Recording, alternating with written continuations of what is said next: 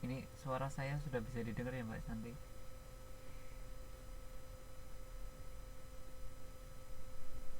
Ini kita sambil menunggu yang lainnya dulu ini. Oh iya, terima kasih sudah. Ini kayaknya yang lainnya pada telat ini karena kedinginan ini.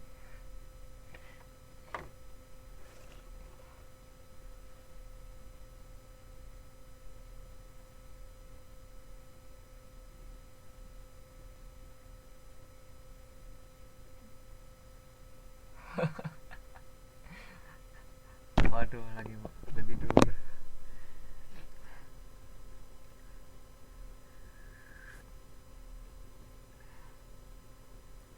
Ya dingin banget ini memang. Nah, yang besok besok sama hari Sabtu kayaknya juga masih dingin ini.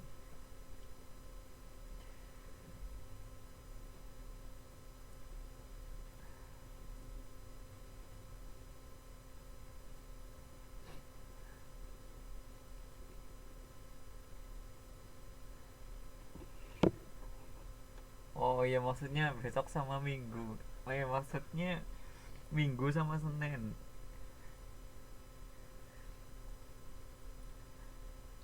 Ini nggak sadar kalau hari ini sudah hari Sabtu ini ya.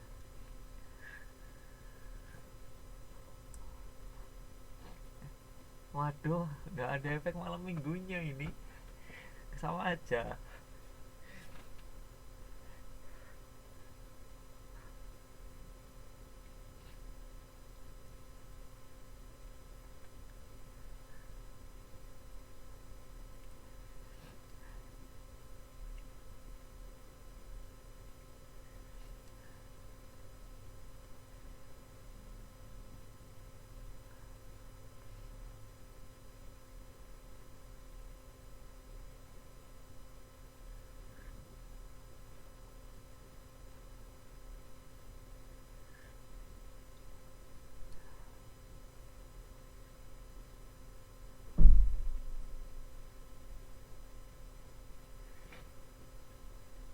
Wah, saya nggak tahu. Mungkin di Taipei-nya di Taipei sebelah mana itu. Mungkin di gunungnya atau di mana ya. Tapi ya kalau di itu beneran itu yakin itu. Oh, saya malah nggak tahu.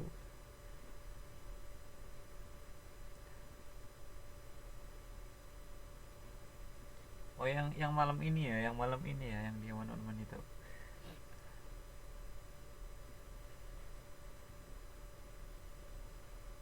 Memang dingin sekali ini. Kalau Mbak Santi ini di mana Mbak Santi?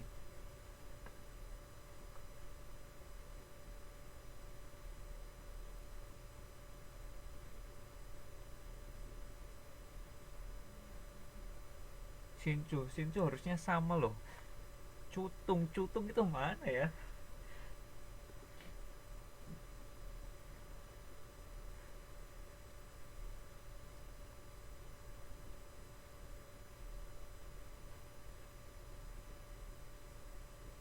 Kalau kalau dari apa namanya? Hmm, Sincu Station itu terminal stasiun Sincu itu jauh, lumayan jauh. Oh,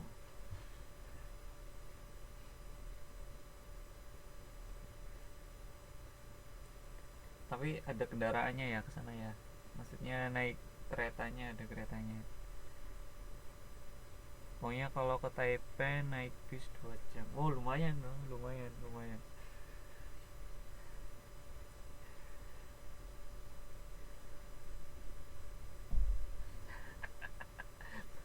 Bukan lumayan besoknya lah.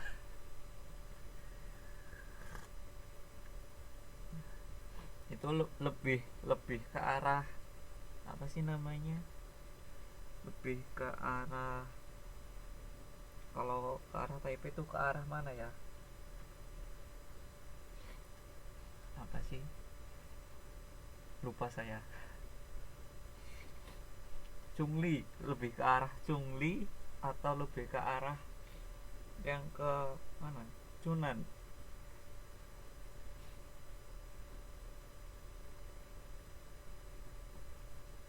ada Cupai, ada Cunan.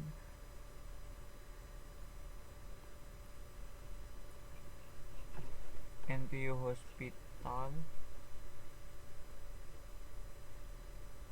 NTUH.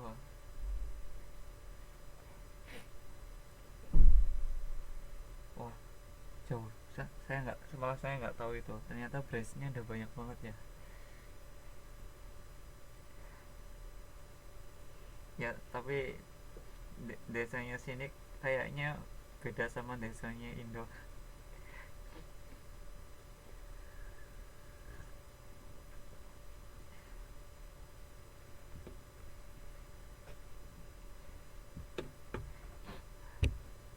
Wah, ini yang lainnya pada kemana ini Pak Santi?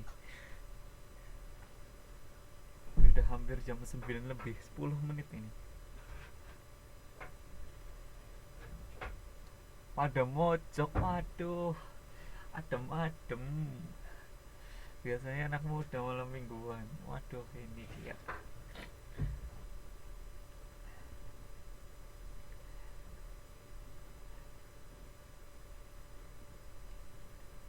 Tapi biasanya sudah tua pun ketika sampai di Taiwan jadi muda lagi.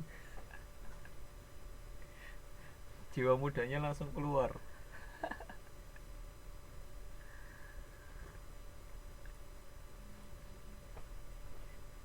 Itu rajinnya karena malah ngerasa tua. Waduh, hebat sekali ngerasa tua.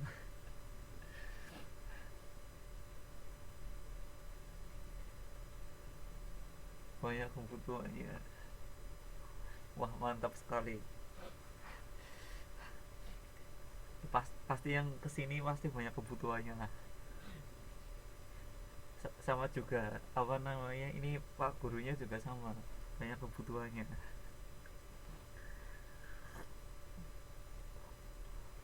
Aduh, ini kalau ditunggu-tunggu kayaknya kalau yang mojok kebutuhannya sekolah, waduh, dan plus plusnya itu sama aja.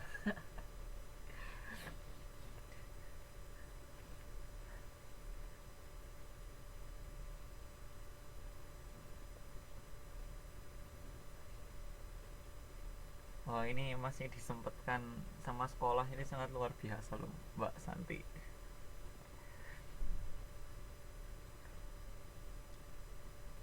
Saya Pak waktu masih kuliah dulu di Jogja juga merasakan hal yang sama, pernah jualan angkringan juga soalnya. Jadinya ya seperti itulah,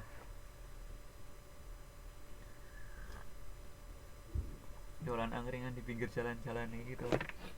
Oke, kayaknya ini yang mojok-mojok. Oh, beneran Mbak. Jadi kalau kalau siang-siang kuliah, kalau malam jadi sudah jadi kayak bakul beneran di pinggir jalan soalnya.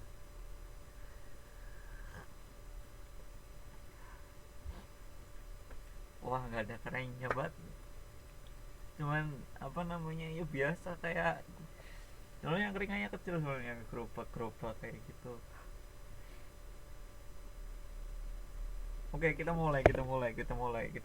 Ini yang lainnya kayaknya kalau ditunggu-tunggu kayaknya juga masih lama-lama keluarnya. Nanti biar yang lainnya lihat di YouTube-nya aja.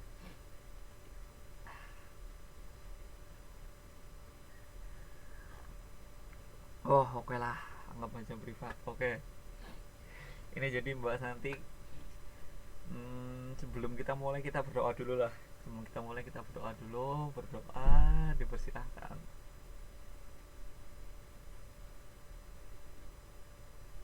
Berdoa selesai. Ini kita melanjutkan yang kemarin ini Mbak Santi. Jadi yang kemarin kita kan masih membahas tentang globalisasi, yang belum mengerjakan tugas. Mbak Santi udah mengerjakan tugas belum ini? Jangan jangan lupa dikerjakan ya, jangan lupa dikerjakan walaupun masih 2 minggu yang akan datang. Deadline-nya masih lama. Iya, pasti pasti masih lama. Tapi sebisa mungkin itu kan apa namanya, mudah itu ya, masih mikir matematika. Oh, matematika, oh ya, ini udah mau ujian ya, ini udah mau ujian, biasanya matematikanya susah-susah ini. Dulu waktu saya masih di SMA juga matematika paling paling apa ya, paling lama mikirnya. Terus sekarang lupa lagi matematika. WN-nya banyak banget. Wow, justru matematika itu memang harus banyak latihan itu. Udah lama masih. Ya, seperti itulah matematika. Oke, jadi kita melanjutkan yang kemarin. Yang kemarin kita membahas tentang globalisasi. Jadi globalisasi intinya kemarin adalah tanpa batas ya, tanpa ada batasannya itu ya. Semuanya di dunia ini seolah-olah terhubung jadi satu. Oke, ini pertemuan yang kemarin. Kita kemarin membahas tentang globalisasi, pengertiannya itu apa. Jadi yang kemarin itu yang menjadi intinya adalah seolah-olah di dunia ini tidak ada batasannya. Tidak ada batasan geografi, tidak ada batasan secara negara. Jadi semuanya terhubung jadi satu, menjadi bagian dari dunia global gitu ya. Terus kemarin kita juga membahas tentang proses globalisasi. Kemarin ada secara informasi, secara apa namanya, ide dan sebagainya. Terus ada fenomena globalisasinya. Terus banyak apa namanya, perpindahan orangnya, banyak perpindahan informasinya. Terus kemarin kita juga membahas tentang tanda-tanda globalisasi dalam kehidupan sehari-hari. Terus aspek-aspek dari globalisasi. Oh, ini banyak banget ini kemarin globalisasi ini. Terus ada tren tentang globalisasi itu seperti apa. Yang kemarin yang menjadi poinnya adalah seperti semua perubahan itu sifatnya itu percepatan, itu bukan cepat tapi percepatan, semakin lama semakin cepat gitu ya. Kalau sekarang kecepatannya 10 km per jam, nah itu nanti barangkali 1 bulan ke depan sudah 15 km per jam, terus 1 bulan lagi ke depan sudah 30 km per jam, jadi kecepatannya nggak konstan gitu. Terus kita kemarin membahas tentang tantangan globalisasi. Kemarin yang menjadi tantangannya yang paling utama adalah sifat individualisme gitu ya. Jadi tidak menerima apa namanya, tidak mau menerima perubahan gitu ya. Misalkan ada kebudayaan lain, ada informasi lain, ada ide-ide lain, dia tidak mau menerima, itu lebih ke gerakan disintegrasi, tidak mau berintegrasi dengan yang lainnya. Terus kemarin ada pelakunya siapa saja, yang kemarin ada negara, ada organisasi, ada organisasi non pemerintahan, ada organisasi kepemerintahan. Terus ada dampak globalisasi, kemarin kita bahas dampak positif dan dampak negatifnya. Wah, ini kayaknya Mbak Santi udah mau ngomong ini, atau saya nyalakan saja mic-nya ini?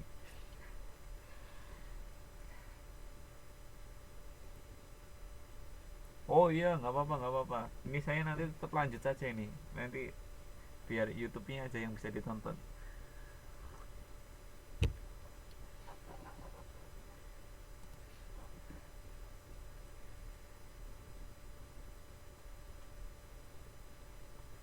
Wah, ini kayaknya agak kurang jelas ya.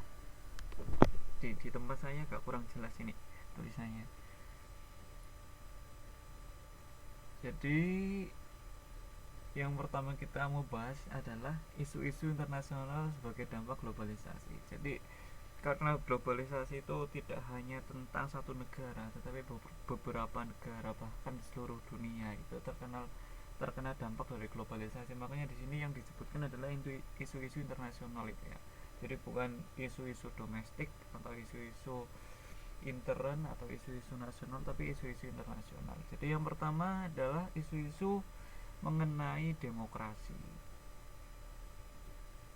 Jadi kenapa ada isu-isu tentang demokrasi? Yang pertama karena paham demokrasi itu berdasarkan bahwa kedaulatan berada di tangan rakyat. Jadi karena demokrasi ini tergolong apa namanya, ideologi baru itu ya, dulunya itu nggak ada demokrasi, dulunya lebih, kalau kayak kita sudah pernah membahas belum ya, di situ yang apa namanya adanya siklus ideologi yang dulu mulai dari apa namanya kerajaan, setelah kerajaan muncullah tirani. Kalau kerajaan kan rajanya masih untuk apa namanya kepentingan rakyat gitu ya. Terus ini karena rajanya itu sudah merasa dia yang paling berkuasa, terus muncullah tirani. Oh ya silahkan Pak. Terus muncullah tirani yang menyebabkan dia tidak untuk rakyat lagi, dia memimpin hanya untuk dirinya sendiri. Setelah tirani terus muncul golongan-golongan yang bangsawan, setelah golongan bangsawan muncullah orang-orang yang kuat, namanya lupa saya, oklokrasi dan sebagainya itu, dan akhirnya yang terakhir itu muncullah demokrasi. Jadi demokrasi itu termasuk ideologi yang baru gitu ya. Jadi rakyatlah yang paling berkuasa. Jadi di sini rakyat memegang kekuasaan tertinggi negara. Demokrasi sebagai sistem politik harus mengikutsertakan rakyat dalam pengambilan keputusannya. Nah di sini tetapi juga macam-macam di situ. Saya lupa ini pernah mengajarkan tentang bermacam-macam ideologi negara itu. Nah di situ kan ada yang apa namanya demokrasi, di situ ada yang rakyat memilih perwakilan. Nah itu seperti di DPR, seperti di Indonesia kan rakyat memilih perwakilan gitu ya. Ada juga yang konsensus itu, ketika kita ada keputusan tertentu, kita mau membuat undang-undang atau apa, jadi yang melibatkan semuanya. Jadi tidak hanya DPR tetapi semua murid, semua warga negaranya satu persatu gitu ya. Semua negaranya satu persatu, sistem konsensus. Seperti kalau tidak salah itu di Perancis. Di Perancis itu tetap memakai demokrasi, tapi demokrasi tidak memakai sistem perwakilan. Nah, semua negara yang ingin disebut sebagai negara demokrasi, nah ini karena demokrasi ini dianggap sebagai apa namanya sistem pemerintahannya ideal gitu ya. Untuk sekarang ini yang paling bisa diterapkan itu adalah demokrasi. Paling ideal. Wah, keren sekali ini muncul. Akhirnya kata-katanya sama. Silakan Mbak Eka Nurvitasari, nama ini panggilannya siapa ya? Mbak Toxbul atau Mbak Eka atau Mbak Sari atau Mbak Ita atau Mbak Nur? Toxbul. Oh, oke. Okay. Oh, Bul.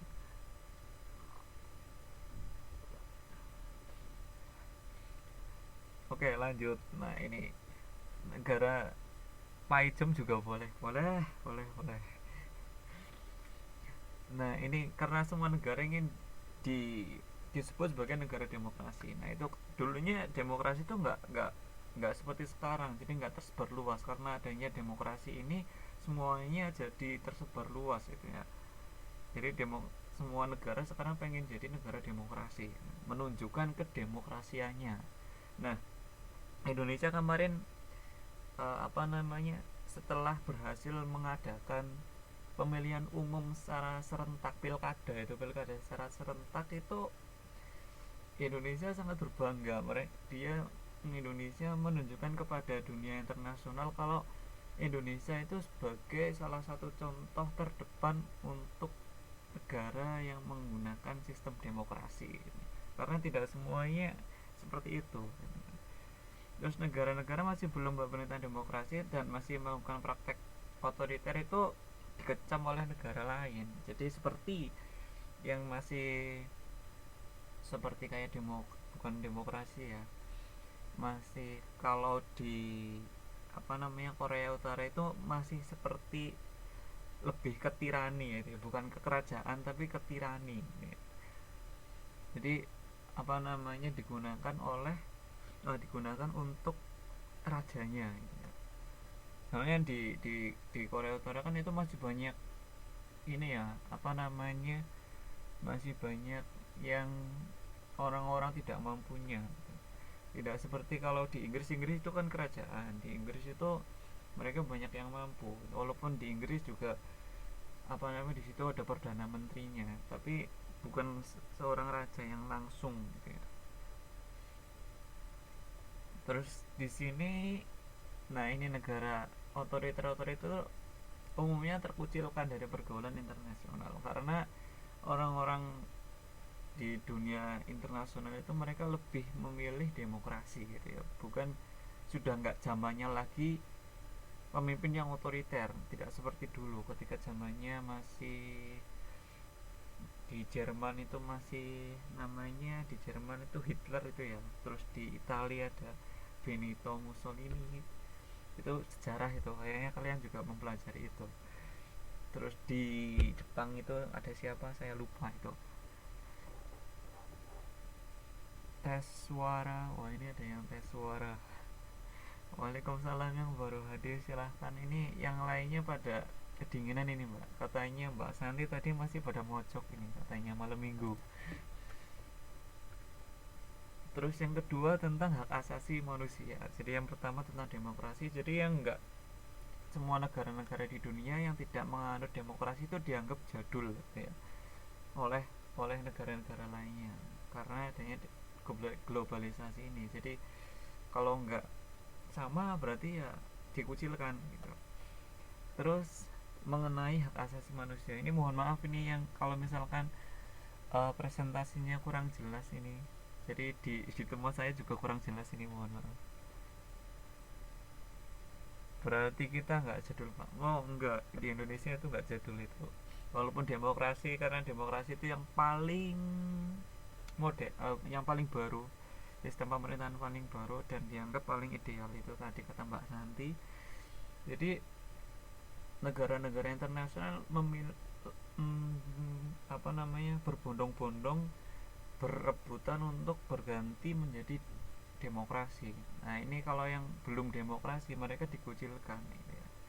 Paling kece di dunia, waduh paling kece, boleh lah paling kece lah, soalnya Indonesia memang termasuk salah satu contoh negara demokrasi yang paling apa namanya terdepan gitu ya, demokrasinya. Tapi waduh bukan kuno.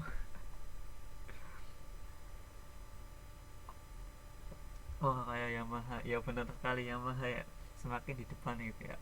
Soalnya kalau kalau di Amerika kan beda demokrasinya. Kalau di Amerika kalau memilih presiden itu per wilayah itu ya, per provinsi. Jadinya kalau di Amerika kan bukan provinsi ya, namanya negara bagian gitu ya.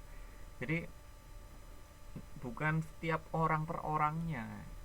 Kalau di Indonesia kan kalau milih presiden orang per orang gitu ya, orang per orang. Nah kalau misalkan sistemnya Amerika diterapkan di Indonesia ya seperti kalau misalkan pemilihan presiden itu suaranya hanya dari 34, karena 30 berapa provinsi ya, 34 kayaknya, masih 34. Dari 34 provinsi ini, misalkan di provinsi Jawa Tengah yang menang misalkan presiden A, terus di Jawa Timur presiden B. Jadi ini hanya hanya apa namanya, suara-suara terbanyak saja, tapi tidak di tidak dijumlahkan secara keseluruhan.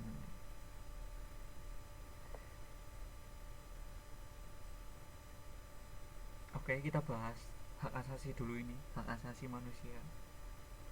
Hak asasi manusia ini kenapa kenapa kok hak asasi manusia itu sebagai isu-isu secara internasional sebagai dampak dari globalisasi? Yang pertama itu karena hak asasi manusia itu berkaitan erat dengan demokrasi. Jadi sistem pemerintahan demokrasi itu sangat menghargai adanya hak asasi manusia gitu. Jadi misalkan hukuman mati nggak boleh, hukuman mati nggak boleh, terus itu kan hak asasi manusia. Nah terus yang apa namanya, kalau yang negara-negara yang belum mengenal Islam juga, mereka menilai kalau perempuan memakai jilbab itu seperti menghalangi hak asasi manusianya perempuan itu ya. Jadi mereka yang apa namanya, yang belum mengenal tentang Islam, mereka memang menganggapnya seperti itu loh. Perempuan kok nggak boleh terbuka itu kan? Itu berarti apa namanya, menodai hak asasi manusia dong. Nah, makanya mereka agak apa namanya, susah Islam untuk masuk gitu loh. Padahal di belakangnya itu semua itu adalah untuk kebaikannya perempuan gitu ya. Kemarin dari yang lihat video ini, Mbak Santi lihat video apa ini? Jangan-jangan video yang nggak benar ini.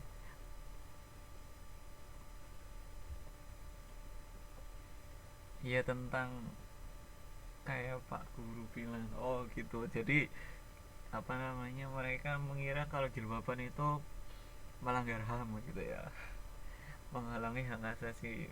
Nah, ya benar sekali. Jadi mereka yang belum terlalu mengenal Islam seperti itu. Walaupun sebenarnya adalah memakai jilbab itu adalah untuk kebaikan perempuannya sendiri. Nah, karena itulah, jadi seperti hukuman mati gitu ya. Hukuman mati itu di dunia internasional itu masih menjadi perdebatan itu ya.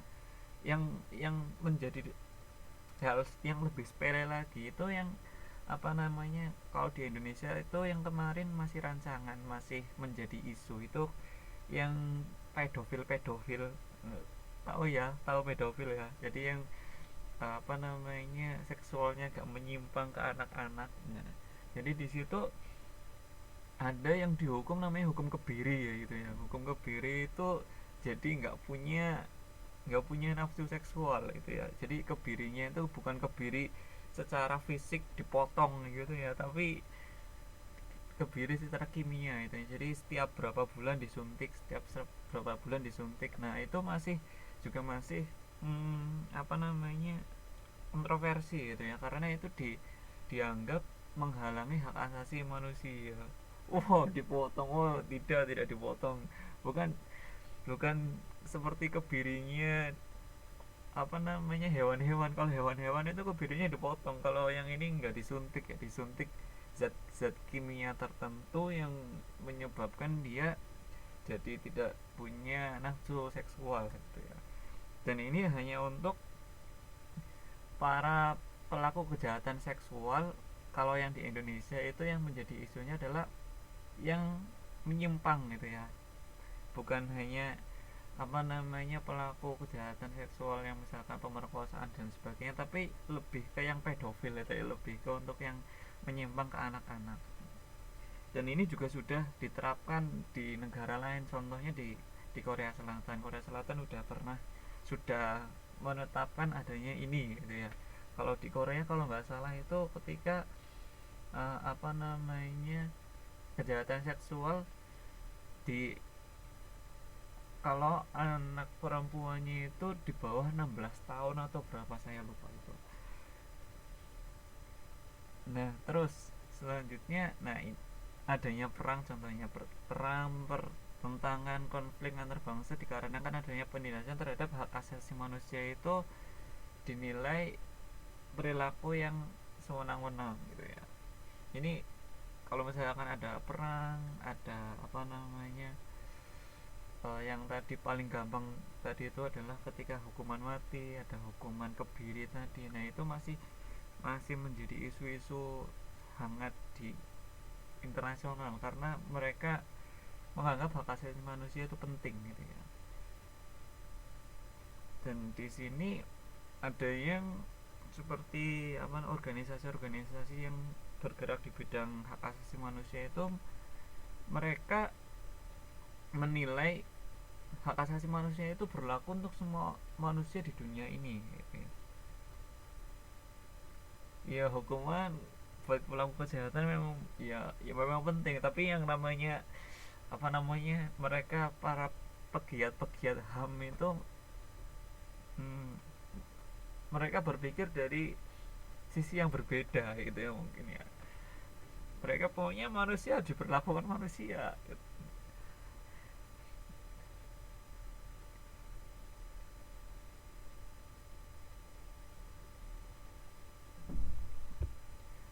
Terus selanjutnya adalah transparansi. Nah, ini manusia sekarang sudah mulai pinter-pinter, sudah mulai terbuka, sudah mulai mudah untuk mengakses informasi. Jadinya transparansi itu dianggap penting juga ya. Jadi apa namanya, penduduk harusnya dipotong tangannya, korupsi dipotong kakinya. Wah, kayak di Arab ini.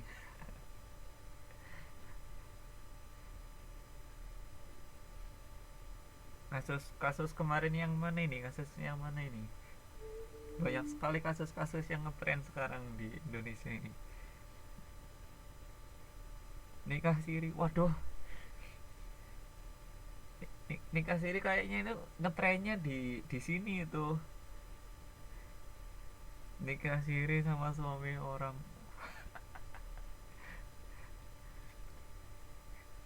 Wah, lagi booming di Facebook. Wah, saya malah nggak tahu ini.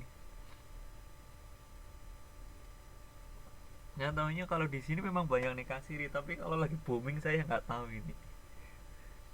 Loh, bukan nggak kurang gaul, saya tahu di sini. Saya malah beberapa kali lihat orang nikah di sini gitu. Jadi saksinya.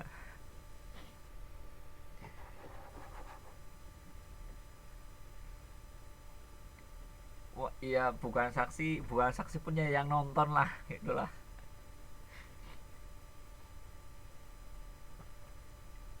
Wah, bukan saksi kemarin. Wah, saya malah nggak tahu yang kemarin itu di mana itu. Jangan macam-macam pak jadi saksi. Waduh. Ini waktu saya main apa namanya, ketika hari Minggunya biasanya pengajian kan, biasanya kiai-kiainya pada di PCINU itu. Nah, waktu itu biasanya saya nggak tahu itu, kadang-kadang ada yang nikah saja di situ ya, jadinya ya ikut-ikutlah nonton sama nunggu makanannya keluar gitu kan.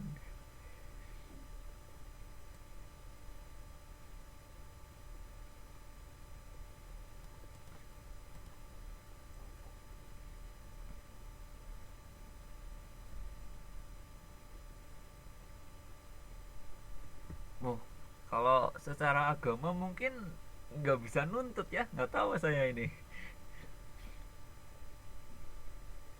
Apalagi penghulunya ini ya, kalau penghulunya biasanya, kalau kiai-kiai biasanya mereka hati-hati banget, tapi ya nggak tahu itu. Soalnya kalau suami, kalau yang kayaknya kalau yang cowok memang boleh menikah gitu sih, tapi ya nggak tahu sih kalau hukum ininya ya. Kalau udah jatuh talak oleh suami secara agama kayak sah, tapi nggak begini ke. Tapi kan tanpa izin nggak bisa. Oh, nggak tahu, kalau kayaknya tanpa izin tetap masih bisa deh kayaknya. Cuman itu masalah ini, masalah hati itu, masalah hati itu beda lagi itu. Kalau apa namanya, syarat-syaratnya kayaknya nggak apa-apa itu. Nah, itu dia dari kemarin nikah.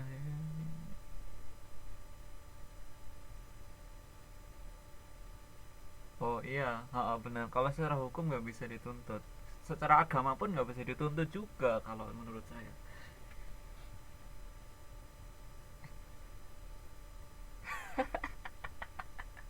Waduh, ini besok kalian, kemarin itu mah di penghulu didenda. Wah, sudah ada dendanya ya. Wah, saya malah nggak tahu itu. Biasanya kalau misal kayak gitu, yang jadi penghulunya tuh hati-hati banget. Kalau yang saya lihat kemarin, berapa kali saya lihat itu, 2 kali kayaknya. Kayaknya itu berhati-hati banget. Oke, kita lanjut, kita lanjut, kita lanjut. Nanti yang dibahas ini, kalau bahas nikah-nikah seperti itu, yang belum menikah ini mbak-mbaknya jadi semakin kepengen ini.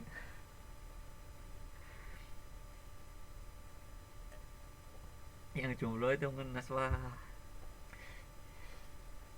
Yang jauh ini, yang di sini juga pada ngenes-ngenes semua ini, walaupun nggak jomblo, yang jauh-jauh ke sini juga pada ngenes-ngenes semua, apalagi yang jomblo. Waduh, musim dingin. Oke, boleh lah musim dingin diselingi kayak gitu, boleh, boleh. Daripada dingin-dingin yang ya ini, yang lainnya masih banyak yang mojok ini. Di mana ini yang lainnya ini? Lanjut. Oke, tadi kita membahas transparansi.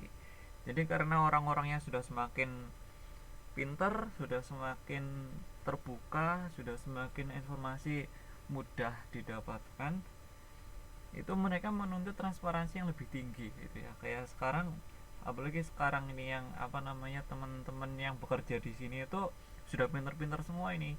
Jadi kalau misalkan pemerintahnya ada kebijakan apa, mereka langsung kritis gitu ya, langsung kritis. Oh, kenapa ini apa namanya ada peraturan yang berubah, oh kenapa seperti ini. Nah, ini kenapa apa namanya transparansi itu diperlukan, karena memang orang-orang sekarang itu lebih lebih berpikir kritis gitu ya, lebih lebih pinter-pinter. Internet banyak, informasi banyak. Oh, ini sudah ada yang ngaku ini. Kalau pemerintah, jadi kalau misalkan pemerintah punya kebijakan apa, mereka tidak tinggal diem gitu ya, mereka karena sudah pinter itu.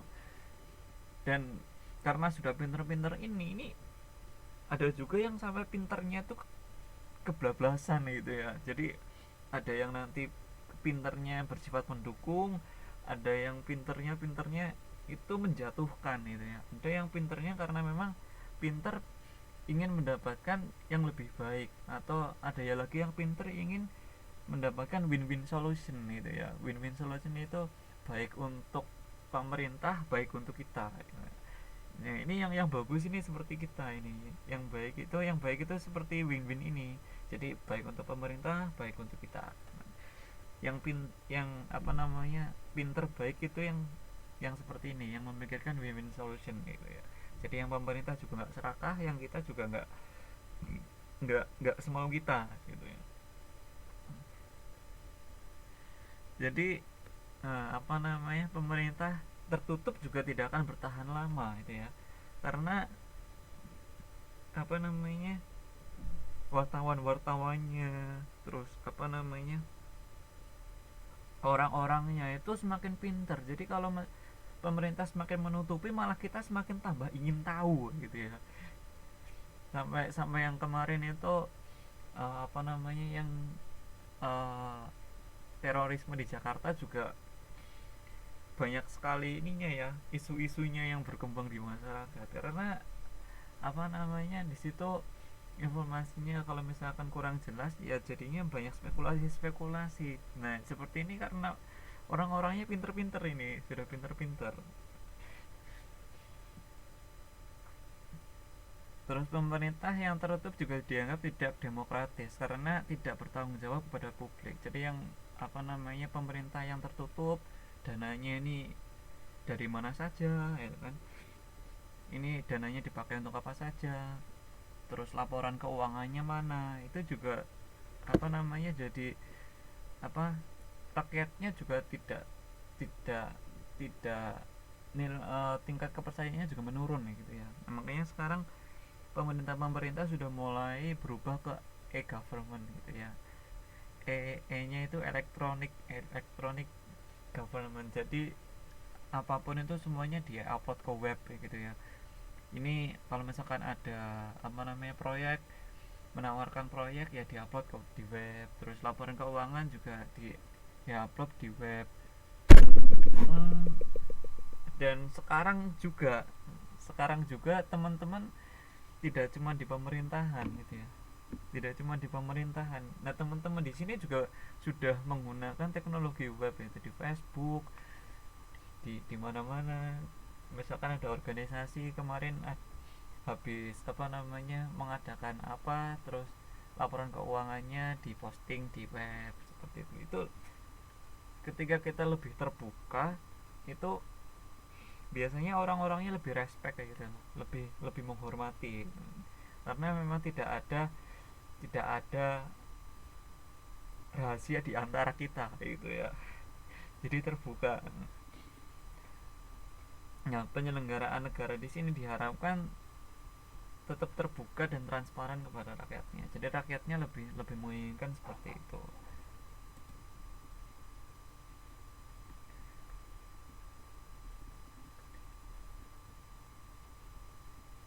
Untuk sekarang ini sudah ada pasal untuk menuntut seorang dalam media Kalau pencemaran nama baik, pencemaran nama baik sudah ada.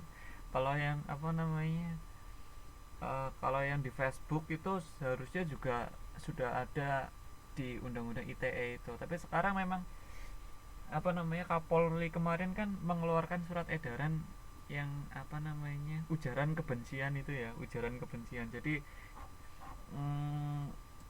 nah, ujaran kebencian pun ini ada pro dan kontranya gitu ya. Jadi ada yang berpikir ketika ada ujaran yang apa namanya, surat edaran ujaran kebencian ini, rakyatnya jadi tidak kritis karena takut untuk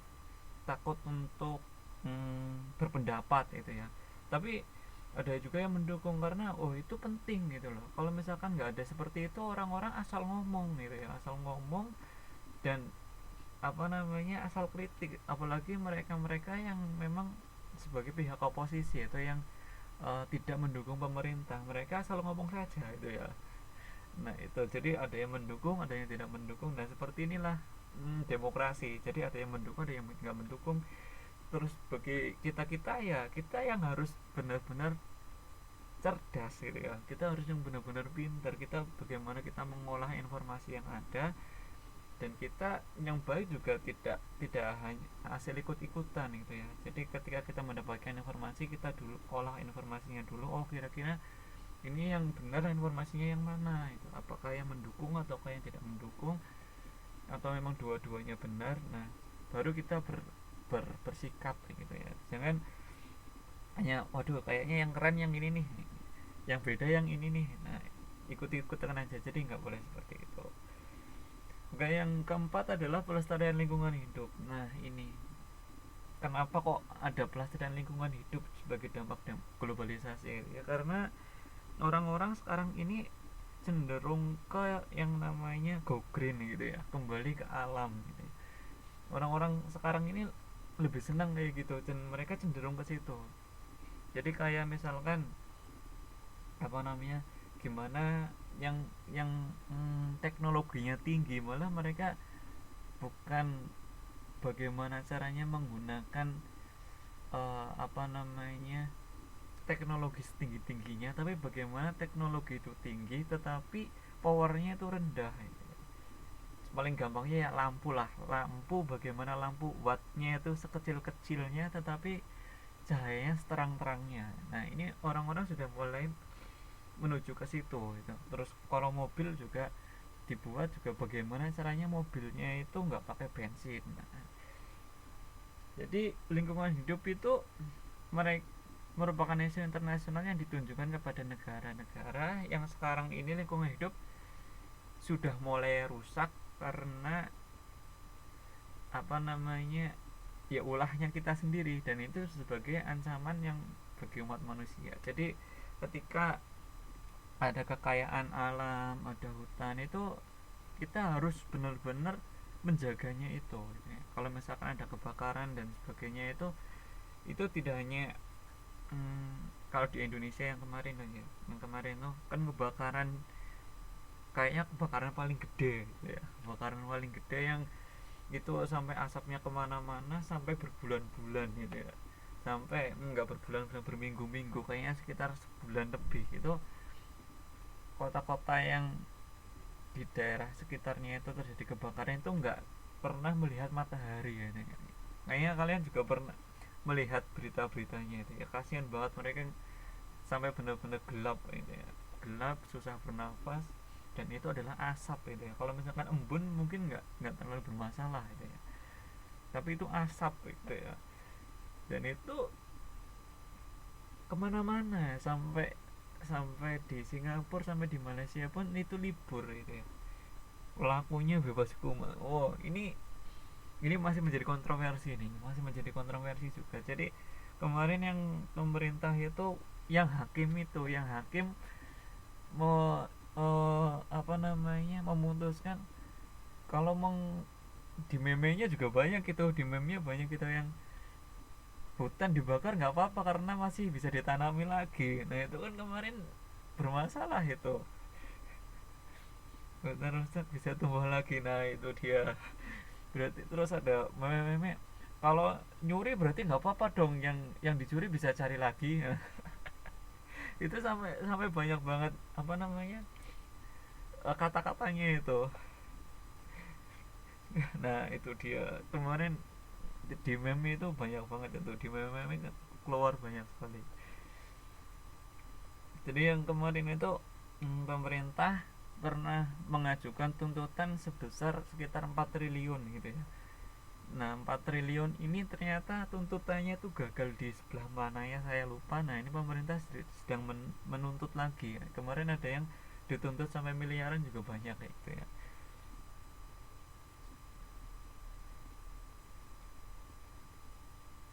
Nah di sini jadinya kalau misalkan kita merusak lingkungan itu pasti akan mendapat kecaman dari dunia internasional ketika apa namanya, hmm, karena dunia internasional itu penting gitu ya. Maksudnya kalau misalkan ada tumbuhan sebagai jantungnya, bukan jantungnya negara itu saja tapi jantungnya internasional, itu seperti di Indonesia kan termasuk salah satu apa namanya jantungnya dunia, maksudnya tumbuhannya paling banyak di dunia. Kalau misalkan di Indonesia itu pohon-pohonnya sudah mulai hilang, nah ini yang bermasalah bukan cuma Indonesia saja itu ya. Jadi semua di dunia ini pun bermasalah juga. Misalkan jadi dunia jadi semakin panas, kalau sudah semakin panas esnya semakin mencair, lautnya semakin tinggi. Nah itu,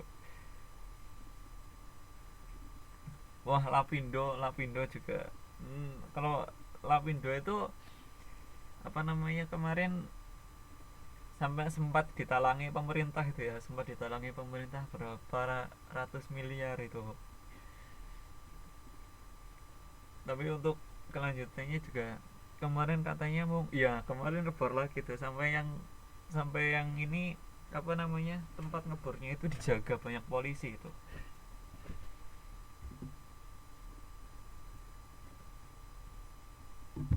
Ya naik kereta lewat sana bawah. Oh itu memang keretanya masih bisa lewat itu di sana itu, bukannya keretanya sudah tenggelam di situ dulu. Oh dulu ya saya dulu waktu masih SMA dulu ke Jember, dari Jombang ke Jember itu lewat situ itu sudah tingginya sudah dua tumpukan itu ya. Itu memang ngeri sekali itu. Nah sekarang saya sudah nggak pernah lewat sana lagi itu, nggak tahu. Di Indo terkesan uang dan wewenang yang berwenang meskipun oh, yang punya uang bebas hukum kayak gitu ya. Nah ini yang kadang-kadang malah yang punya uang juga kabur ke luar negeri kayak gitu loh. Nah ini kalau di luar negeri kan polisinya Indonesia sudah nggak berlaku lagi, jadinya tergantung polisinya luar negeri kalau sudah kabur ke luar negeri. Ini memang banyak banyak masalah ini. Dan dan ini mbak-mbak yang masih muda-muda ini yang sebagai penerus generasinya yang akan membawa Indonesia menjadi lebih baik ini.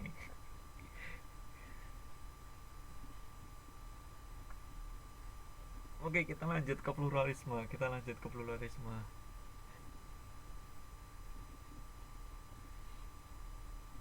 Oh gitu ya.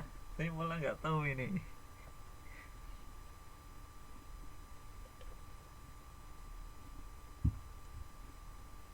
Kalau ada pekerja-pekerja kita yang salah gitu, saya malah belum tahu, belum pernah dengar itu ya.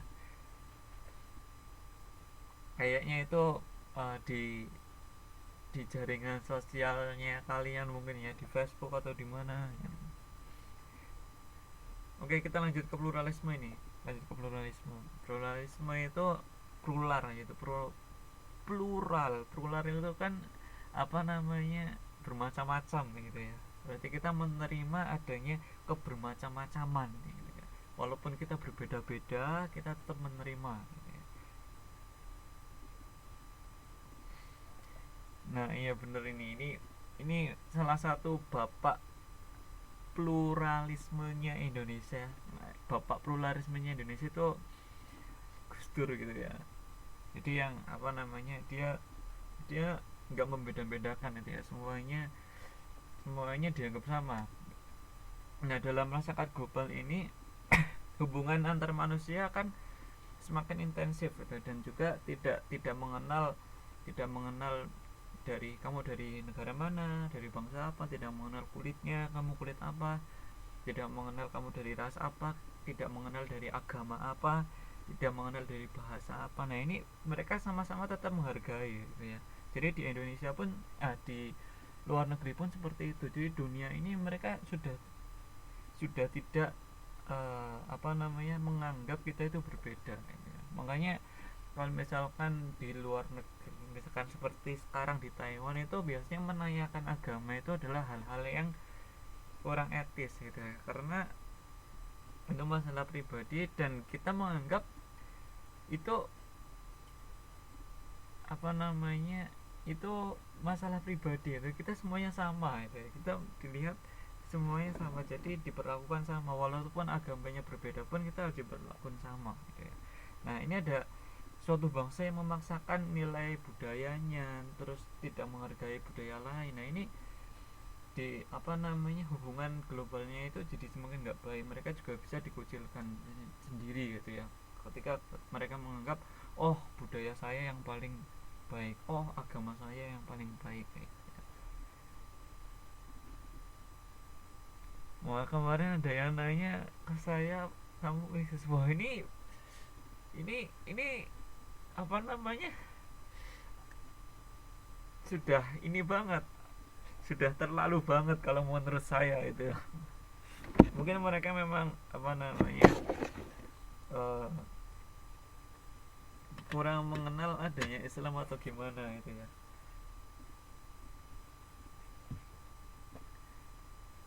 Tapi kita ya harus lebih, cara menjawab kita juga harus santun, harus tetap santun. Wow, pintar sekali Mbak Santi ini. Jadi kita nggak boleh langsung marah gitu ya.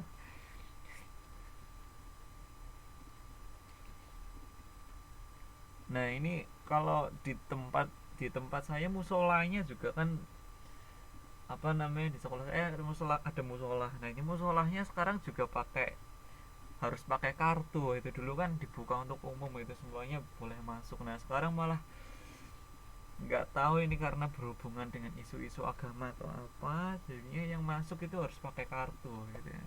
Kalau nggak pakai kartu, nggak punya kartu, nggak boleh masuk. Nah, saya nggak tahu ini, tapi semoga nggak ada masalah-masalah berhubungan dengan agama. Wah, ada Gavatar. Wah, itu beda Gavatar. Kayaknya beda dengan ISIS gitu. Itu termasuk berbeda gitu ya. Sampai memang Gavatar itu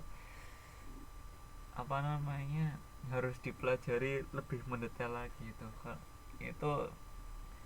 Dan teman-teman saya dulu di waktu kuliah juga banyak yang hampir terkena seperti itu loh. Jadi mereka banyak yang ikut pertemuan, ikut apa, ada yang hilang. Nah, dulu waktu masih kuliah zaman saya itu masih NII namanya, sekarang sudah ganti Gavatar dan sebagainya. Wah, ini itu memang bahaya itu. Jadi kita ininya harus kuat. Gavatar yang benar, Gavatar.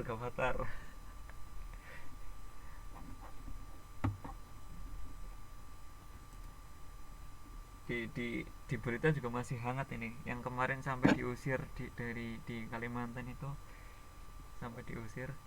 Oke, lanjut lagi kita masuk ke pasar global dan persaingan global. Nah, di sini dalam era global ini barang dan jasa itu juga masuk dan saling berkompetisi dengan barang-barang lokal itu ya. Jadi arus keluar masuk pun tidak dibatasi. Kayak di Indonesia kan juga sekarang sudah membuka yang namanya perdagangan bebas untuk ASEAN dan Cina dan Jepang dan siapa lagi gitu ya.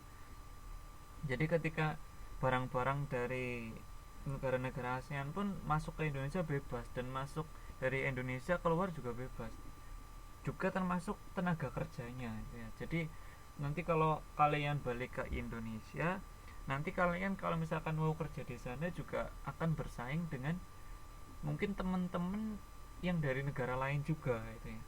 Nah sekarang contohnya di Indonesia itu sudah banyak negara-negara lain yang pengen bekerja di yang kemarin di berita itu BEI itu ya, bursa efeknya Indonesia itu, bursa efeknya Indonesia yang mengurusi tentang saham-saham itu. Kalian juga pasti belajar di ekonomi. Jadi di situ sudah mulai banyak negara-negara tetangga kita yang mendaftar di Indonesia gitu ya.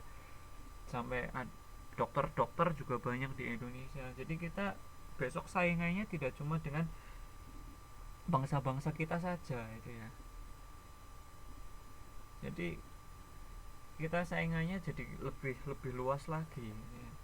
Terus nanti jangan-jangan apa namanya tukang-tukang bangunan juga mulai dari negara lain gitu ya. Jadi nanti yang di proyek-proyek banyak yang dari dari negara-negara lain juga. Jadi kita harus apa namanya meningkatkan kemampuan kita gitu. Tapi kalau orang-orang yang sudah kuliah apa yang sudah sekolahnya saja sampai di Taiwan gitu, kayak mbak-mbak yang di sini, pasti balik ke Indo itu pengalamannya jauh lebih besar daripada mereka.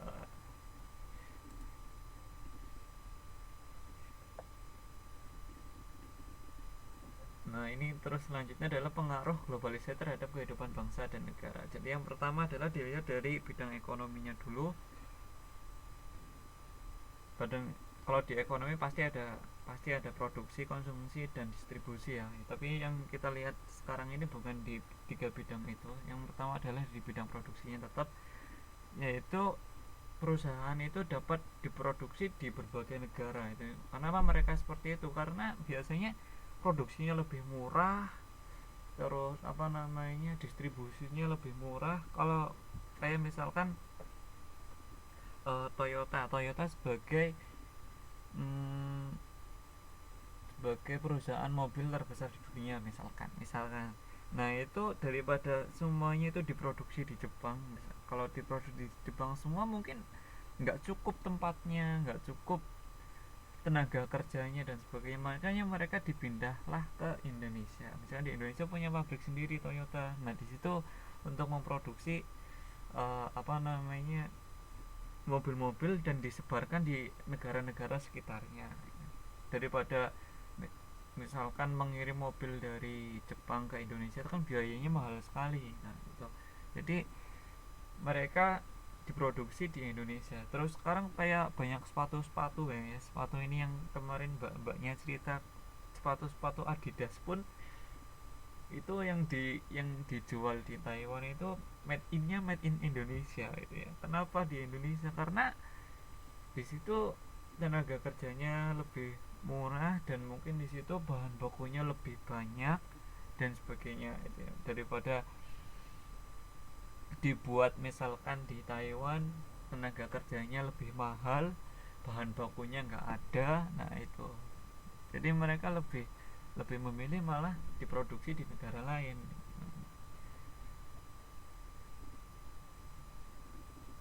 Ada paket jaket nikah yang made in Indonesia, waduh. Nah itu di sini memang seperti itu, made in Indonesia karena di Indonesia bahan bakunya banyak, terus tenaga kerjanya lebih banyak juga dan lebih murah gitu. Kalau dibuat di Taiwan mungkin harganya tidak bisa semurah itu gitu. Terus ke aspek pembiayaan. Di aspek pembiayaan maksudnya ini adalah kita boleh meminjam gitu ya, boleh meminjam ke negara lain gitu ya.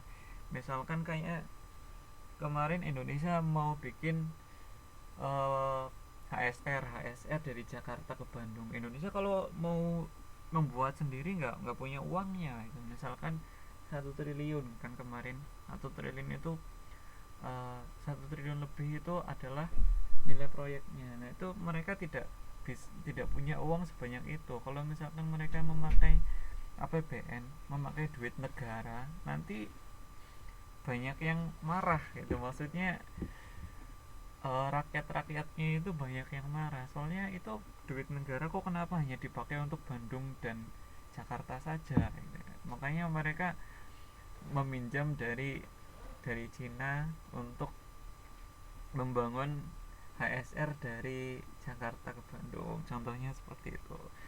Terus ada aspek tenaga kerja. Nah, di sini maksudnya perusahaan global itu akan mampu memanfaatkan tenaga kerja seluruh dunia dengan kapasitas kerjanya. Maksudnya di Indonesia gitu, di Indonesia misalkan yang paling gampang, misalkan Samsung gitu ya. Samsung mau bikin pabrik di Indonesia, kalau misalkan direkturnya yang di situ adalah orang Indonesia, mungkin mereka nggak mampu gitu ya, mungkin mereka nggak mampu untuk menangani Indonesia dan sekitarnya. Makanya biasanya direkturnya itu kadang dari negaranya sendiri, dari keluarganya sendiri, atau mungkin dari negara lain yang mereka mempunyai kapasitas yang mumpuni di bidang itu gitu. Walaupun saya yakin orang Indonesia juga banyak banget yang mumpuni, tapi mereka lebih mungkin mempercayakan kepada orang lain. Terus aspek jaringan informasi di sini maksudnya adalah masyarakat suatu negara akan mudah, dimanapun itu akan mudah mendapatkan informasi karena di situ kemajuan teknologinya tinggi gitu ya. Teknologinya sudah tinggi. Terus ada aspek perdagangan di sini maksudnya adalah bentuk penurunan dan penyeragaman tarif yang setelah penghapusan berbagai hambatan non tarif. Maksudnya di sini itu kalau misalkan KFC gitu ya, KFC di mana mana harganya sama gitu ya. Kalau di sini itu harganya $5, berarti di Indonesia ya harganya 50.000 misalkan. Itu harganya sama, semuanya sama gitu ya, karena adanya globalisasi ini. Misalkan harga HP juga, HP-nya di Indo sama HP di sini harganya sama gitu ya. Walaupun bedanya ya beda-beda sedikit lah, karena di situ, wah saya malah baru tahu ya. Jadi kalau misalkan HP gitu ya, HP di sini sama di Indo itu harganya sama gitu ya. Misalkan di sini dijual 10.000 ya, paling di Indo juga harganya sekitar 4 juta gitu ya. Harganya sama. Terus di sini maksudnya hambatan non tarif itu maksudnya kayak seperti apa namanya, karena sekarang sudah ada internet, pesan pizza tinggal ke internet ya. Jadi kita tidak usah menambahkan biaya untuk telepon dan sebagainya. Telepon kan juga harus ada seperti operatornya, saya mau pesen ini, nah berarti kan itu harus ada yang mengangkat ya. Jadi harus ada karyawannya juga di situ, karena tidak ada apa namanya karyawan yang jadi customer centernya ini, jadinya pakai internet, jadinya tidak ada tarif lagi di situ. Nah, seperti itu. Nah, di sini kalau misalkan negara itu tidak bisa bertahan mengikuti ekonomi global, maksudnya karena di sini apa namanya, ekonominya sudah bukan ekonomi di negara sendiri, karena kita tidak dapat dipungkiri kalau misalnya kita memang membutuhkan negara lain gitu ya, kayak seperti kemarin gandum Indonesia nggak punya, sapi juga Indonesia kekurangan. Nah itu kan kita harus bekerja sama dengan negara lain. Nah di situ kalau kita tidak bisa mengimbangi adanya ekonomi yang seperti ini, yang terjadi adalah harga-harga semakin meningkat. Jadi kenapa? Karena kita digempur barang dari Cina yang murah-murah ya, jadinya harga barang-barang dalam negeri itu kayaknya jadi mahal-mahal gitu ya. Terus jumlah pengangguran semakin membengkak. Nah ini karena bisa juga karyawan-karyawannya itu banyak yang dari luar negeri masuk ke Indonesia. Kemiskinan juga semakin bertambah, utang semakin menggunung. Kenapa sih kalau barang dari Cina itu murah-murah? Sebenarnya kalau di Cina itu kan banyak-banyak ininya ya, banyak modelnya ya. Kalau di Cina itu kan mereka tidak mengenal adanya hak cipta gitu ya. Kalau di Indonesia kan ada hak cipta itu ya. Jadi apa, kalau misalkan saya punya hak cipta, saya menemukan misalkan laptop gitu ya, jadi semua yang pengen membuat laptop seperti yang saya buat itu harus membayar sesuatu ke saya itu ya, harus harus ada royaltinya. Nah kalau di Cina itu nggak seperti itu, tidak ada hak cipta. Jadinya kalau misalkan ada teknologi baru semuanya bisa bikin gitu ya, jadinya lebih murah gitu, semuanya lebih bikin. Jadi suka, iya di sana suka buat sendiri-sendiri. Jadi kalau misalkan HP-HP yang datang ke Indonesia seperti itu, di sana itu bukan perusahaan gede itu, malah mereka seperti perusahaan rumahan gitu ya, perusahaan-perusahaan di rumah, seperti di rumah bikin apa, bikin TV, bikin apa namanya, peralatan-peralatan elektronik itu dijualnya di Indonesia, makanya bisa jadi murah banget gitu ya. Soalnya mereka sudah nggak ada hak cipta, jadi hak cipta itu untuk semuanya itu ya. Terus pertumbuhan ekonomi semakin rendah di sini karena kita nggak bisa berkembang, jadi malah kita digempur oleh barang-barang dari luar negeri, jadinya ekonomi dalam negerinya malah tidak bisa berkembang gitu ya.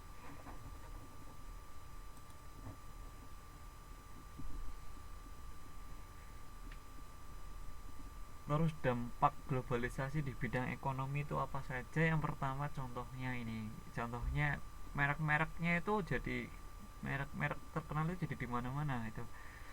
Kayak contohnya di sini ada Coca-Cola, ada McDonald, ada KFC, itu kan mereknya internasional itu ya. Jadi di mana-mana itu ada itu ya.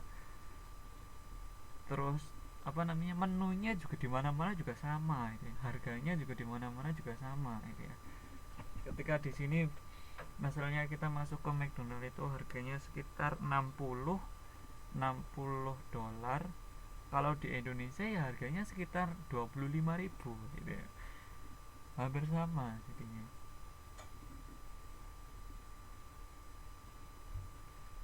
Wah, jam mungkin dong. Nah itu dia, karena Indonesia itu bukan, karena Indonesia bukan negara raksasa ekonomi gitu ya, bukan negara yang termasuk negara yang punya pengaruh besar di dunia, jadinya produk-produk Indonesia pun susah masuk ke negara lain gitu ya, tidak seperti kalau negara-negara gede gitu ya. Nanti kita bahas sebenarnya di selanjutnya ada ya. Kalau misalkan negara-negara gede, negara-negara kaya itu misalkan kayak seperti di Amerika kita pinjam uang ke mereka gitu ya. Nah kalau misalkan kamu, mereka bilang kalau misalkan kamu mau pinjam ke saya harus bisa memasukkan produk saya ke kamu. Nah itu kan berarti mau nggak mau Indonesia harus manut gitu kan, soalnya karena Indonesia butuh uangnya ya, ya mau gimana lagi, jadinya barang-barang Amerika banyak masuk ke Indonesia. Jadi karena mereka memang negara gede gitu ya. Terus ada Samsung ini, jadi di mana-mana ada Samsung misalkan.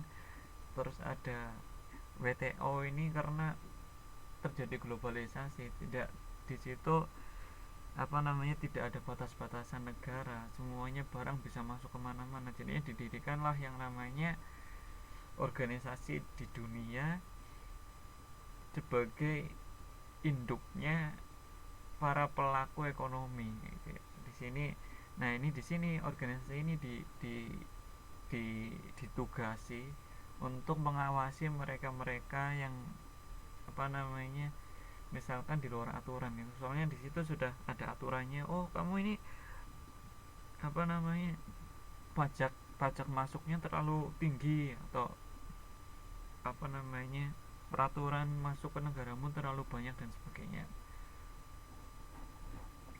Tempe mestinya di mana-mana Pak. Oh, tempe ini memang sudah di mana-mana ini. Di mana-mana sudah ada tempe ini. Terus globalisasi di bidang ideologi. Nah, di sini kenapa apa namanya ada di bidang ideologi, karena globalisasi itu bisa dikatakan sebagai metode penjajahan baru ya gitu ya. Di sini omongnya seperti itu.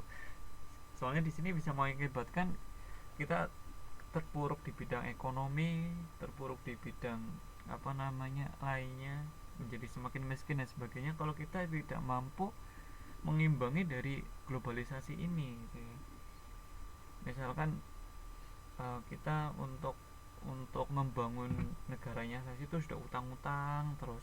Nah itu kita lama-lama kan jadi robot gitu ya, maksudnya kita harus manut. Misalkan kita banyak utang ke Inggris atau kita banyak utang ke Amerika. Nah kalau misalkan mereka mau apa-apa ya kita harus manut, bang, kita punya utang ke mereka, utangnya juga banyak dan sebagainya. Nah di sini globalisasi menjadikan kemakmuran bagi mereka negara-negara yang memang sudah besar gitu. Dan jadinya pengaruh-pengaruhnya seperti ideologinya itu jadi lebih lebih banyak berkembang. Contohnya sebagai ideologi kapitalis ini ada satu yang memegang kepemimpinan, dan liberalis itu bebas itu ya. Nah negara-negara berkembang ini biasanya dijadikan sebagai koloninya, maksudnya hanya sebagai tempat jualan gitu ya. Jadi kita bikin barang ya, kita jual. Nah itu yang dijualnya di mana? Dijualnya di negara-negara yang misalkan ngutang ke kita. Nah itu. Terus di bidang politik, kalau di bidang politik itu, nah ini jadi lebih dipengaruhi oleh kekuatan-kekuatan besar di dunia gitu ya. Jadi yang mereka tidak punya kekuatan besar di dunia ya tidak punya pengaruh besar di bidang politik gitu. Nah seperti kalau misalkan di Amerika ada gejolak politik apapun gitu, itu ekonomi dunia pun akan apa namanya akan terpengaruh gitu ya, akan terpengaruh oleh gejolak yang ada di Amerika. Tapi kalau misalkan ada gejolak di Indonesia, nah ini ekonomi dunia yang tidak mungkin akan terpengaruh. Nah terkadang itu malah justru suatu negara yang dia tuh sudah sangat tergantung kepada negara-negara yang lain, misalkan negara-negara yang lebih besar, negara-negara dikuasa, dia malah akan mengkondisikan eksternal itu sebagai supportnya kepentingan domestik. Contohnya saya mau membuat apa namanya gedung, atau saya mau punya proyek ini. Nah saya nggak punya uang, nah saya malah utang dari luar negeri. Nah ini negara-negara berkembang masih banyak seperti ini gitu. Karena keuangan negaranya nggak cukup, jadinya apa namanya mereka pinjam dari luar negeri. Terus para pelaku globalisasi di bidang politik itu siapa aja? Jadi kemarin kita sudah membahas ini sebenarnya. Para pelaku-pelaku di bidang globalisasi ya, contohnya ada negara-negara, ada organisasi pemerintahan. Ini maksudnya organisasi development itu seperti ASEAN, ada apa namanya Asia Afrika, terus ada juga perusahaan internasional seperti misalkan tadi itu ada Samsung, ada McDonald, ada Coca-Cola dan sebagainya. Terus ada organisasi internasional non pemerintahan, misalkan ada PMI.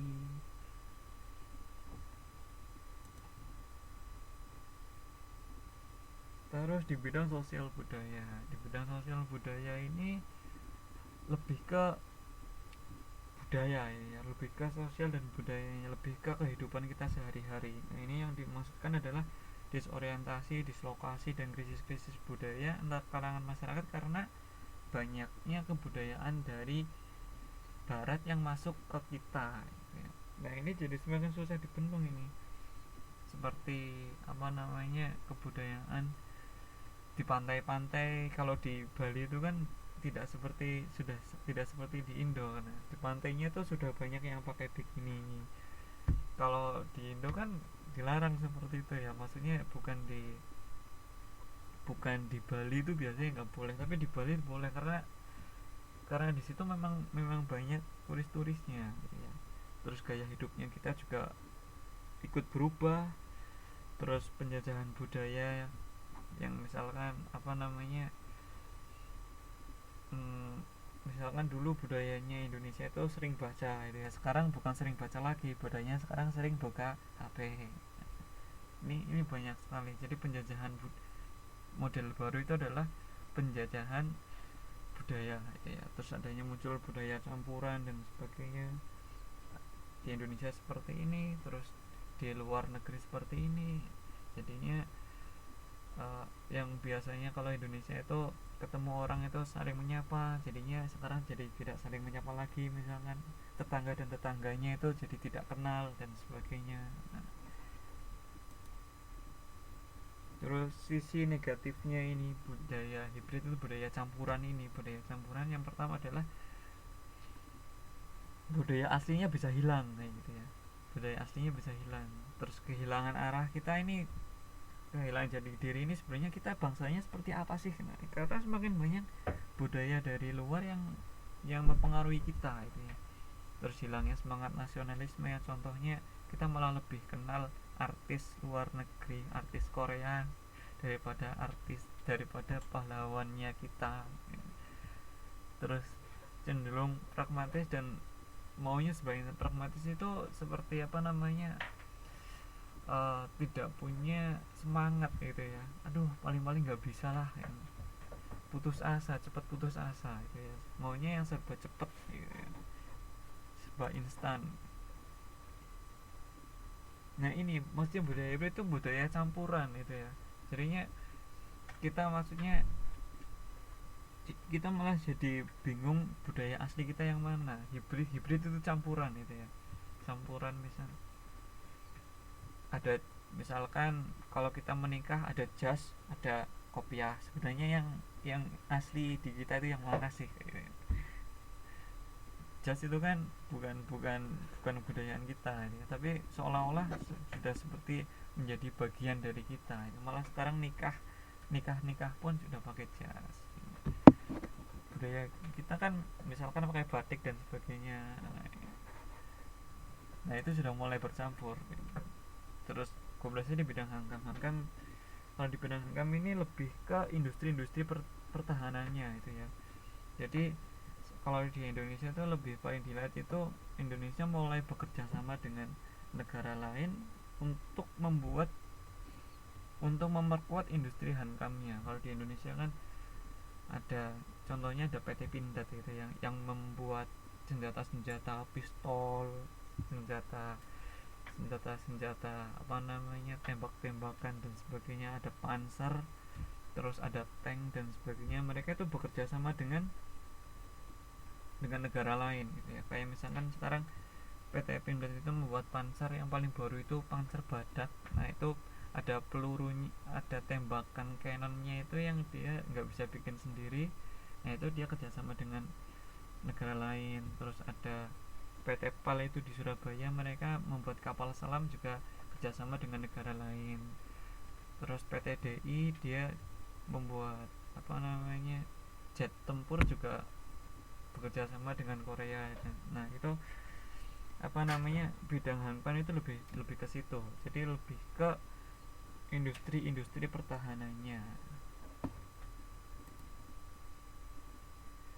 Terus ini yang paling mudah sebenarnya, yang paling mudah itu globalisasi bidang informasi dan komunikasi. Di sini yang paling kita rasakan itu kita menjadi semakin mudah untuk berkomunikasi gitu ya. Tidak dibatasi waktu dan tempat, mau dimanapun kita masih tetap bisa Facebookan, kita masih tetap bisa WhatsAppan, kita masih tetap bisa pakai Line, kita masih bisa pakai Skype, kita masih bisa video call dengan orang tua kita di rumah, kita bisa video call dengan keluarga kita di rumah dan sebagainya. Terus kita juga merubah pola komunikasi kita, pola menyampaikan informasi kita. Misalkan zaman dulu lebih ke media cetak, sekarang sudah pakai media internet gitu ya. Sekarang semuanya sudah ada di HP, semuanya sudah nggak perlu apa namanya koran yang misalkan dibaca dengan minum kopi di pagi hari. Sekarang apapun sudah di genggaman kalian gitu ya. Terus semuanya jadi lebih efisien, lebih fleksibel, dan meningkatkan aktivitas kita sehari-hari. Contohnya hanya di depan laptop saja kita sudah bisa beli tiket, sudah bisa bekerja, sudah bisa nonton film, sudah bisa macam-macam. Jadi hanya di depan komputer atau di depan laptop kita sudah bisa ngapa-ngapain gitu ya. Apalagi sekarang teman-teman sudah sudah bisa pakai laptop semua ini, saya yakin ini. Jadinya tinggal duduk di depan laptop sudah bisa sekolah, nah itu sudah bisa ngerjakan tugas, sudah bisa cari hiburan dan sebagainya. Jadi itu sampai sini ada yang perlu ditanyakan?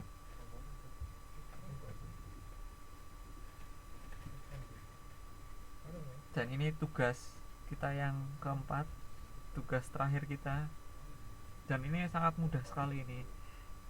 Menurut pendapat kalian, nah ini pasti jawabannya benar, banyak benernya ini. Menurut pendapat kalian, itu dampak positif dan negatifnya dari internet itu apa sih? Nah, berikan contohnya, berikan alasannya ya.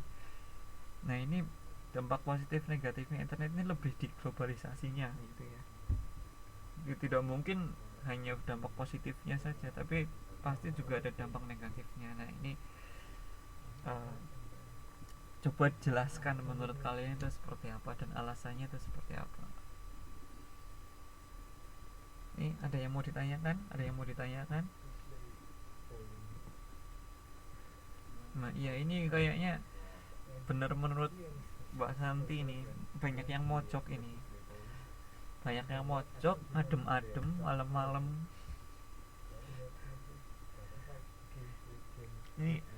Jadi tadi banyak yang keluar masuk, mungkin jaringannya juga. Tugas 3 aja lupa, waduh. Waduh, ada yang setia, ada yang tugas 3 lu, yang tugas 3 aja belum dikerjakan. Nah ini sudah ada tugas sempur, karena kita ketemu lagi sebulan lagi, kita ketemu lagi sebulan lagi, jadinya tugasnya ya sebanyak-banyaknya gitu. Mbak Wiwi ojo pacaran ay. Wah ini Mbak Mbak Ling Ling aneh ini, Mbak Sri Winar nih ya. Ini panggilannya siapa ini? Panggilannya siapa? Mbak Ling Ling kayak gitu, atau Mbak Ana, atau Mbak Sri, atau Mbak Arni? Oh panggilannya Mbak Sri Winar nih. Oke, panggilannya. Oke.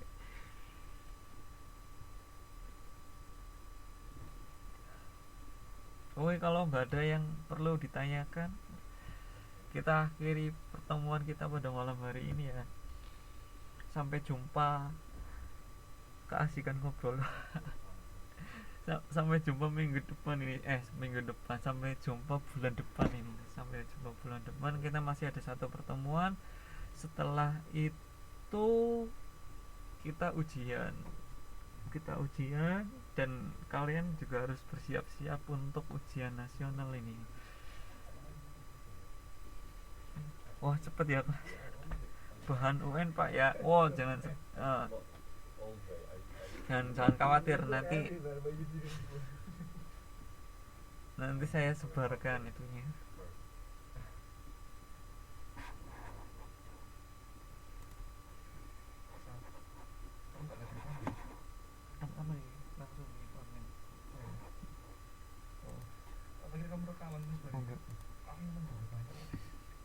Santai-santai.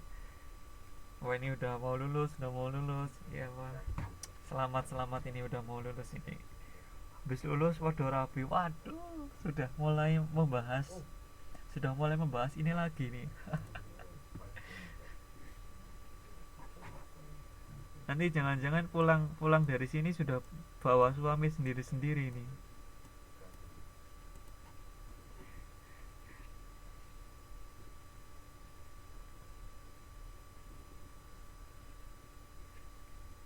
Asal jangan suami orang. Oke. Kayaknya sudah ada yang rencana seperti itu ini. Pulang sudah bawa suami ini.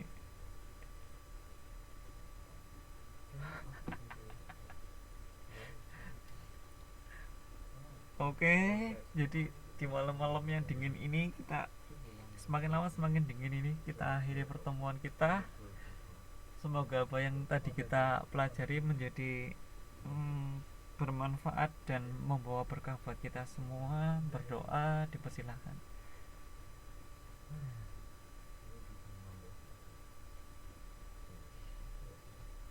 Berdoa selesai. Terima kasih atas kedatangannya. Selamat malam. Wassalamualaikum warahmatullahi wabarakatuh.